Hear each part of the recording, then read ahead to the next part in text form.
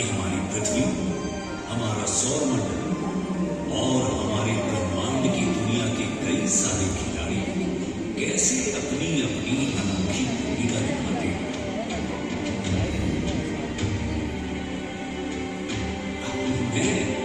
अब आप पूछेंगे मैं कौन?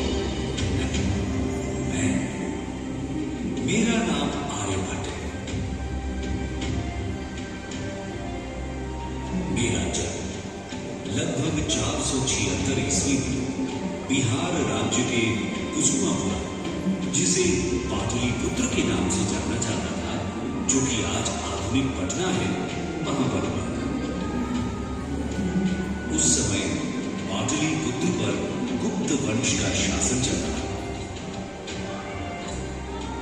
इस अद्भुत धरा से मुझे संबंधित होने पर डर है, जिसने विश्व को ज्ञान, मार्गदर्शन तथा सबसे ज्यादा सत्य की खोज की ललक दी।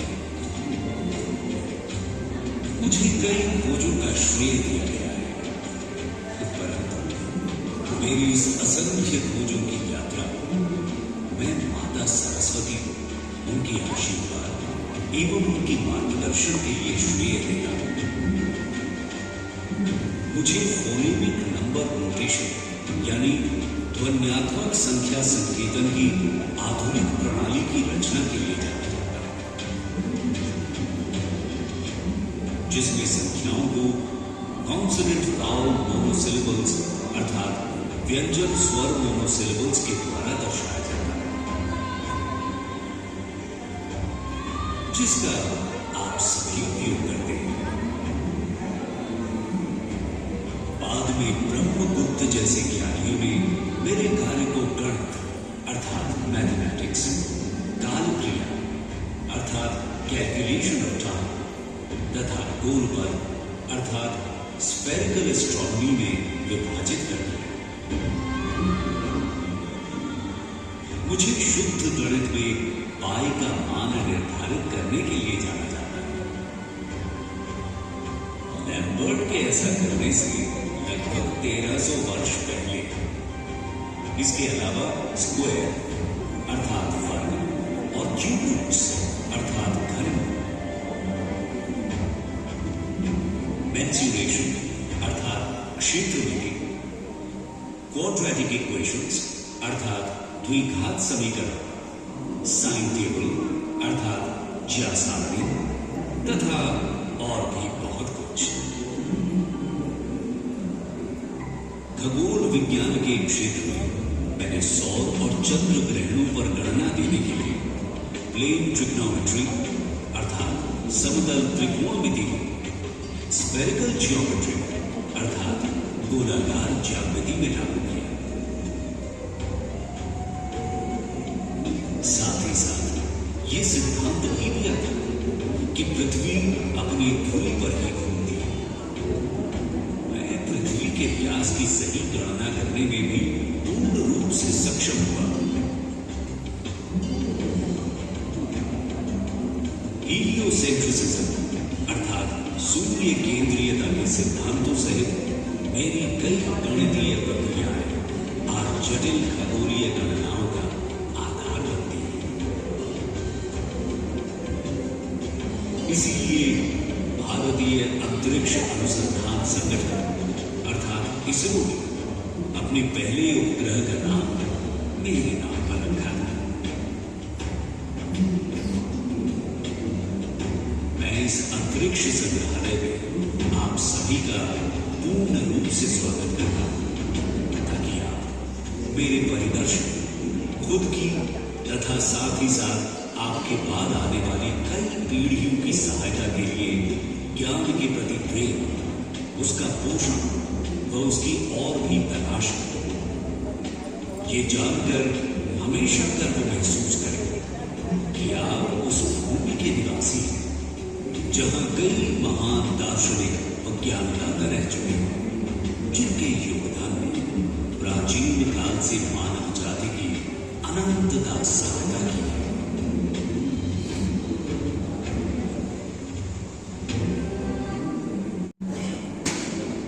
ब्रह्मांड का अंग्रेजी नाम यूनिवर्स, शब्द यूनिवर्सल से लिया गया है, जो कि अंतरिक्ष और समय से बना है, और इसमें मूलतः ग्रह, तारे, आकाश गंगा एवं पदार्थ और ऊर्जा ब्रह्मांड के निर्माण और विकास की सबसे स्वीकृत वर्ष है। और हमारी बातों के बीच यानी इस क्षण वो लगातार बढ़ता जा रहा है।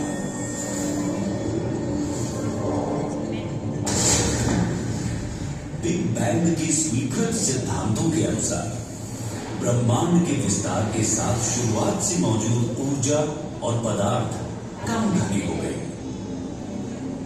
एक शुरुआती त्वरित विस्तार अवधि के बाद, जिसे लगभग 10 की घात 32 सेकेंड, इसने पहले परमाणु उपकरणों और सरल परमाणुओं को बनाने की अनुमति दी। गुरुत्वाकर्षण के प्रभाव में डार्क मैटर धीरे फिलामेंट्स और रिक्त स्थान की फोम जैसी संरचना बनाता है। सितारे और ब्रह्मांड में मौजूद हर चीज का निर्माण हुआ।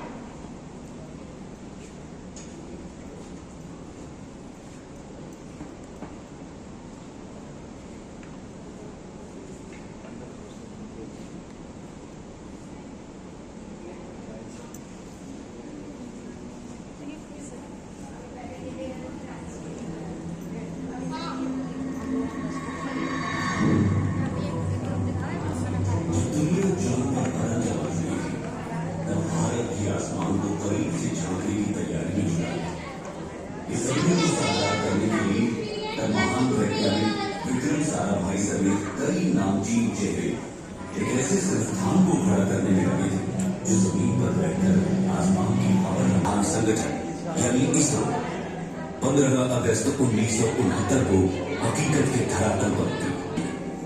प्रक्षेपण के लिए तब छोटे रॉकेट के कर्पूर से बैलगाड़ी मात्र ऐसा ग्रह है जिसमें जीवन की अपने सबसे जीवन का पोषण करता है और पनपने के लिए आज सारी प्रजातियां हैं, जिसमें कि हम सभी का नाम भी नहीं ले पाए।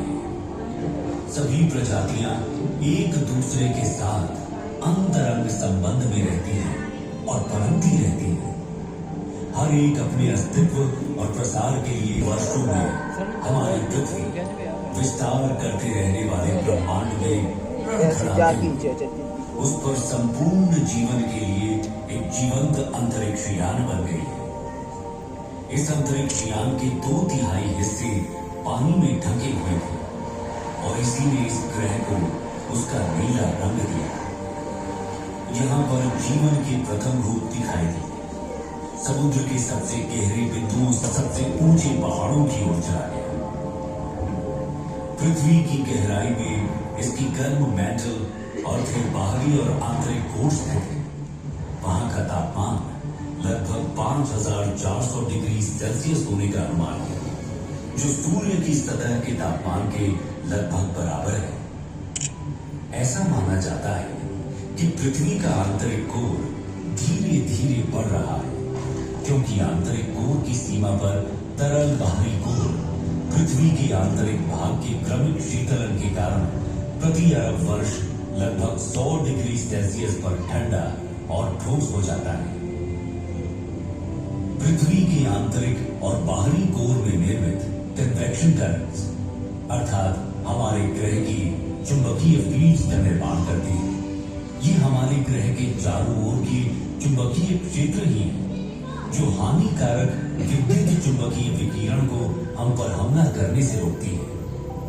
कल्पना कीजिए, यदि मात्र एक दिन के लिए भी ये मैग्नेटिक फील्ड्स न होती तो सारा का सारा जीवन नष्ट हो गया होता।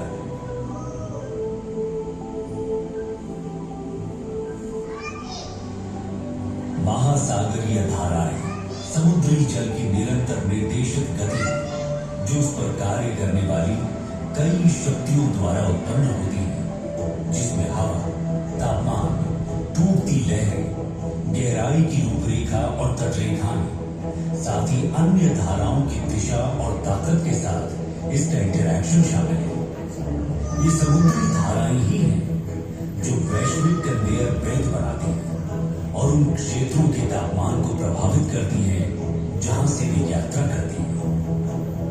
धरती मां ने अपने ऊपर जीवन को पनपने देने के लिए अरबों वर्षों में स्वयं को विकसित किया है। उसने ये सुनिश्चित करने के लिए तत्वों के साथ बेहतरीन संतुलन बनाया है कि इसकी कई प्रजातियों के बच्चों का अस्तित्व हमेशा बना रहे। परंतु जैसे जैसे हम मनुष्य बड़े होते रहे, हम और भी अधिक शक्तिशाली होते, जो ज्ञान हमने प्राप्त किया है वो अंततः हमें नष्ट भी कर सकता है। हम मनुष्यों को शक्तिशाली होने के बावजूद अपनी बढ़ती आबादी को संसाधन उपलब्ध कराने के लिए पृथ्वी का शोषण करने के लिए अधिक मजबूर होना पड़ेगा और अपने मूर्खतापूर्ण उपभोग के कारण कई प्रजातियों को बर्बाद कर चुके हैं। पृथ्वी ने हमें पहले से ही चेतावनियां देना शुरू कर दिया है। प्रमुख जलवायु परिवर्तन, ध्रुवीय टोपी का पिघलना, जो कि हमारे मीठे या ताजे पानी का सबसे बड़ा भंडार है, न केवल उसके भंडार को बर्बाद करता है बल्कि पृथ्वी की ऊपरी तह को भी विकृत करता है, जिसके फिर दूरगामी परिणाम होते हैं। हम अपनी भूमि के उपजाऊपन को कम कर रहे हैं और इसकी हमें उपज देने की क्षमता चिंताजनक दर से कम हो भी रही है। बढ़ती जनसंख्या के साथ आने वाले भविष्य में भोजन की कमी होना स्वाभाविक है, जिससे दंगे, युद्ध और अंततः संपूर्ण विनाश होगा। अभी भी समय है, जाग जाए। ये हमारा एकमात्र घर है। धरती मां ने हमें जीवित रहने के लिए बहुत कुछ दिया है। इस दुनिया में सभी के लिए पर्याप्त है, लेकिन एक आदमी के लालच के लिए कभी भी पर्याप्त नहीं होगा। आइए आज हम सब ये प्रतिज्ञा कर सुनिश्चित करें कि हम इस ग्रह को और भी अधिक सचेत बनाएंगे।